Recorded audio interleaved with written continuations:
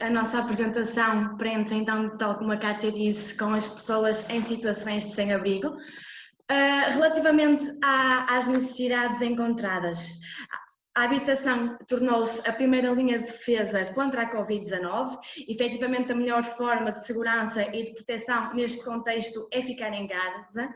No entanto, as pessoas em situação de sem-abrigo, ficar em casa é algo que lhes é impossível. Este número representa o número de sem-abrigos em Portugal, numa estatística efetuada em 2019. Também consideramos importante partilhar convosco uma estatística que nós consideramos relevante, que nos dizia que em Boston 10% das pessoas infectadas correspondia a pessoas em situação de sem-abrigo. Relativamente às necessidades encontradas e evidenciadas nas pessoas em situação de sem-abrigo, temos um aumento dos obstáculos ao atendimento dos seus direitos humanos e necessidades básicas, como a comida, o abrigo seguro e estável e a higiene, como roupas lavadas e um lugar seguro para tomar banho.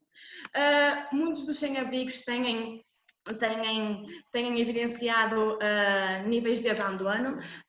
Temos aqui um testemunho de uma investigadora que nos diz, que é investigadora em Itália, que nos diz que as ruas estão mais vazias, talvez vazias demais para quem a rua é a sua casa. Cidade tão vazia para aqueles que não têm para onde ir, dormir e viver, é assustadora, ainda mais assustadora. E também temos um testemunho de um sem-abrigo, que é sem-abrigo há 14 anos, que nos diz que normalmente encontramos sempre um amigo, alguns, que nos dá um apoio, mas agora não há nada. Com tudo fechado, não temos nada. Não podemos descurar também a saúde mental. Em um estudo feito junto de pessoas em situação de sem-abrigo, foram evidenciados níveis mais elevados de desesperança, solidão, ansiedade, depressão e problemas de sono. Efetivamente, houve um aumento de transtornos psiquiátricos e também consumos de substâncias. Com isto, podemos dizer que a situação de vida e a situação financeira destas pessoas acaba por ser incompatível com a segurança.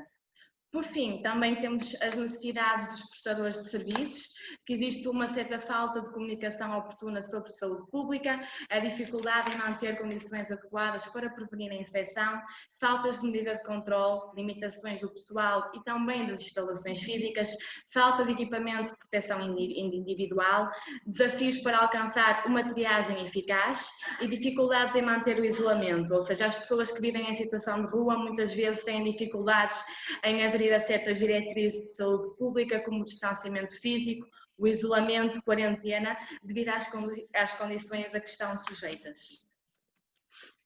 De modo a atender às necessidades desta subpopulação em risco, iremos agora apresentar algumas medidas para garantir a proteção destas pessoas que se encontram em situação de sem-abrigo.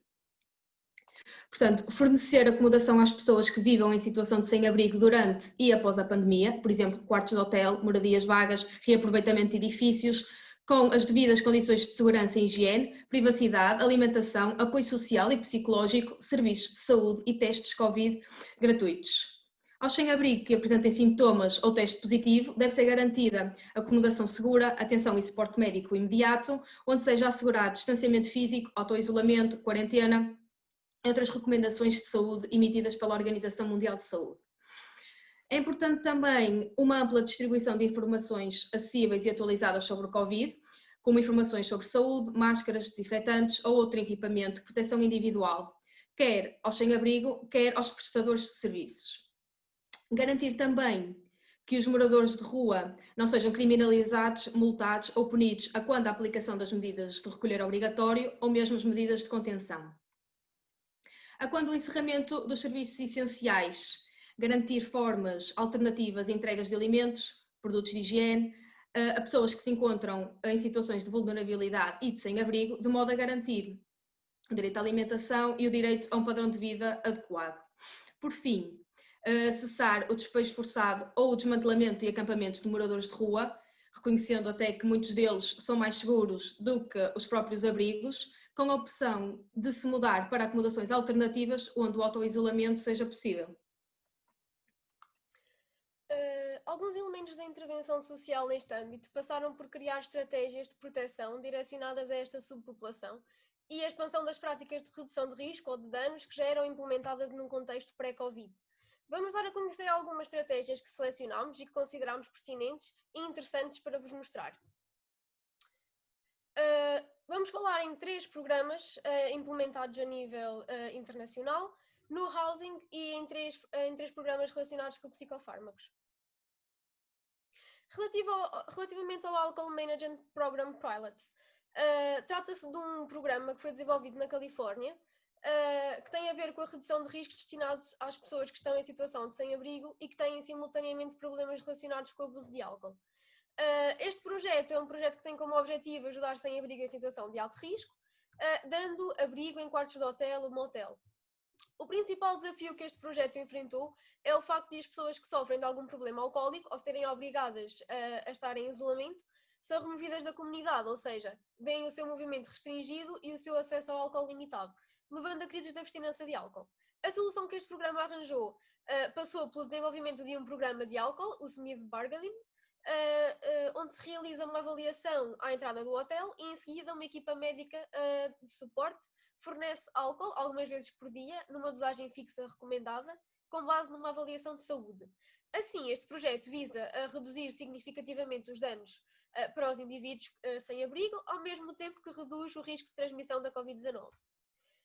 Passando agora a outro projeto que também achámos bastante interessante, este foi desenvolvido em Boston, e é um projeto multi-agency, ou seja, que envolve várias entidades. Ele foi criado em março de 2020, chama-se Boston Healthcare of Homeless, e esta equipa desenvolveu e implementou um modelo de redução de danos relacionado com a Covid-19 em toda a cidade, para esta população que, como chegámos à conclusão, é tão vulnerável. Os elementos deste projeto incluíam a triagem de sintomas nas portas do abrigo, testes mais rápidos em locais pop-up, como a imagem que podemos ver aqui ao lado, locais de isolamento para pessoas sintomáticas e para casos positivos, locais de quarentena para pessoas expostas assintomáticas e ainda o rastreamento do contacto. Para prevenir esta propagação viral, o BHCHP fez uma parceria com agências de saúde pública, líderes municipais e uma empresa de construção local para construir rapidamente 2 tendas com elementos de controle de infecção muito rigorosos, como a limpeza frequente, o apoio à higiene das mãos, à higiene respiratória, entre outras. Dentro destas 2 tendas, uma era para isolamento dos pacientes sintomáticos com suspeita de Covid-19 e a outra é destinada à quarentena de pessoas assintomáticas expostas também à Covid-19. Podes passar? Podes passar? Ok, relativamente às especificidades da tenda de isolamento, esta incorporava uma série de cuidados para proteção coletiva e individual, tanto da equipa clínica como da comunidade sem abrigo. A descontaminação da superfície, por exemplo, era feita pelo menos a cada 4 horas.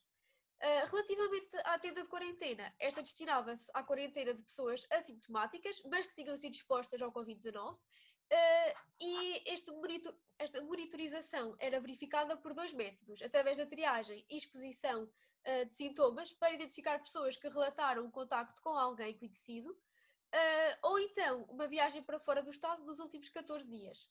Na última figura, podemos ver alguns compartimentos individuais. Outra estratégia que foi implementada são os abrigos temporários, e o exemplo que nós trouxemos foi a utilização, a adaptação de um estádio na África do Sul para abrigo temporário, para pessoas que se encontravam em situação de sem-abrigo, obviamente. Assim, foi criado um serviço temporário fora do estádio, onde as pessoas que estavam com síndrome de abstinência e precisavam de algum apoio médico se podiam dirigir. Para cada pessoa, a equipa fazia uma triagem da sua saúde e do consumo de substâncias, seguida de uma consulta. Aos clientes com histórico de uso de opioides e sinais clínicos de abstinência, foram distribuídas doses de iniciação de metadona pela equipa. Vários residentes colaboraram voluntariamente neste projeto, guiando as pessoas, promovendo o distanciamento físico e a lavagem das mãos. Seguiu-se uma procura de mais locais que pudessem ser adaptados para poderem ser possíveis abrigos, e foram criados 24 novos abrigos, 8 permanentes e 16 temporários. Além de terem distribuído OST para ajudar à abstinência, os cuidados clínicos cuidaram também da saúde física e mental dos sem-abrigo. No entanto, a distribuição de agulhas e seringas não foi permitida. Também foram desenvolvidos e implementados alguns programas de isolamento, em que foram implementados protocolos para a identificação e o teste imediato de sem-abrigos com sintomas. Estes clientes considerados vulneráveis devido à sua idade ou à sua condição médica foram transferidos para uma acomodação individual para que pudessem estar protegidos. Além disso, as acomodações de sem-abrigo com o elevado número de residentes foram transferidas no sentido de diminuir os níveis de ocupação e assim reduzir o risco de disseminação da Covid-19. Agora, de forma muito breve, para aquelas pessoas com elevada dependência ou síndrome de abstinência, são improváveis de permanecer nas suas acomodações, aumentando o risco de propagação da infecção. Assim, surgiram alguns programas com o objetivo de melhorar o acesso aos tratamentos com psicofármacos, aumentar a flexibilidade na obtenção de doses takeaway e ainda a expansão do acesso e uma maior flexibilidade ao acesso para aqueles que correm maior risco. Vimos o que foi feito e está a ser desenvolvido de uma forma geral pelo mundo e, sendo Portugal o nosso país, quisemos perceber que estratégias estava então Portugal a adotar. Fizemos as nossas pesquisas e encontramos várias notícias em diversos jornais, sites, etc. Conseguimos perceber que as estratégias adotadas estão a ser elaboradas em várias zonas do país e não apenas na capital, o que na maioria das vezes não acontece e por norma as regiões regem-se para o que normalmente Lisboa faz, porque muitas vezes é pioneira. Achamos importante salientar este facto, pois assim conseguimos entender que na realidade a maioria das regiões está importada com esta situação. Ora, fizemos então uma espécie de checklist sobre o que é que Portugal está a fazer, enquanto estratégias, tendo em conta o que encontramos.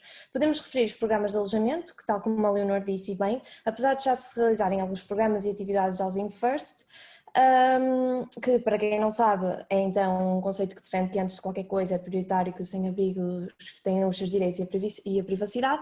Com a entrada da pandemia, os programas de alojamento passaram a ter ainda mais relevância dentro do país e a tentativa de conseguir dar um alojamento a estas pessoas tornou-se muito mais importante. Assim sendo, começaram-se então a implementar algumas atividades, como por exemplo o alojamento de pessoas em apartamentos, partilhados e etc. Então, a vacinação também contra a gripe, achamos que era algo que consideramos que foi uma estratégia bastante importante e interessante, e a oferta de emprego e reforço de história e alimentação. Gostaríamos de concluir a nossa apresentação então dando algumas sugestões relativamente ao que Portugal ainda poderia fazer nesta fase de pandemia. O plano de vacinação prioritário, ou seja, incluir os sem-abrigos no plano de vacinação como sendo o grupo prioritário de risco, um reforço de apoio continuado, um maior reforço do apoio continuado e avaliação do risco, sendo que para isto ser possível teria de existir um maior apoio do Estado, disponibilizando mais recursos e a nível monetário e material, para que o desejo dos participantes de um tratamento longo seja cumprido, pois atualmente esse desejo encontra-se um bocadinho em conflito com a realidade do serviço em todo o mundo, onde a austeridade, o financiamento sistemático e os cortes nos serviços pressionam os mesmos para dispensar pessoas o mais rápido possível. Pronto, queríamos deixar também esta frase de forma a deixarmos-vos a refletir um bocadinho sobre isto. Obrigada pela vossa atenção e estamos a dispor para alguma dúvida, questão.